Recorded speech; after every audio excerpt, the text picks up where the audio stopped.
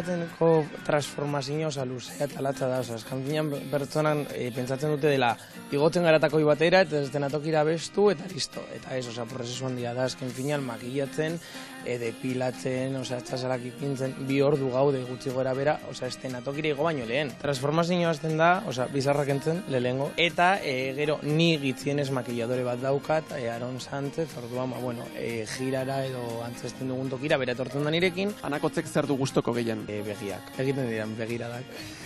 Zu, makillajearen prozesua zein dan? Bekainekin hasten gara beti, eta hor eramaten dio 15 minutu bekain bakoitza, gero begietara jaisten da, eta azken egun ematen diana da basea. Ni beti izan dut nire pertsonaiako estetika egon behar dela beti zainduta.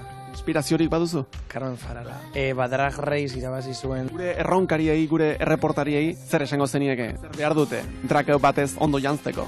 Peluka bat, eta makillaje hon bat baita ere, baina bueno. Hau da Iker? Oso guapoa.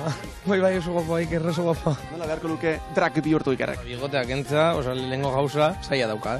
Neskantzera daukitzeko saia dauka. Iorde ze kolorikoa? Morenoa. Takoiak? Ze alturetakoak? 17. 17 zentimetroko takoia komendatzen diozu Ikerri. Komendatuko zenioke nereari? Bere potentzial oso ateratzea. Azken finean horrela egiten dugu. Nerea kriston polita da. Amaitutzat emango genezake, Anakotz? Bai, amaituta gaude, hori da, listo. Zer denbora eman dizu? 40 minutu, gongara gutxu gara bera. Nor dugu Aron, Anakotz? Artista da Aron. Bai. Beraz, gure reportariek Iker eta Nerea zaila lana dute horrelako emaitza bat lortzeko. Oso zaila. Baina, nik uste lortuko utela animo, lortuko duzue. Bestela hemengo trajetz bat eramango dizue.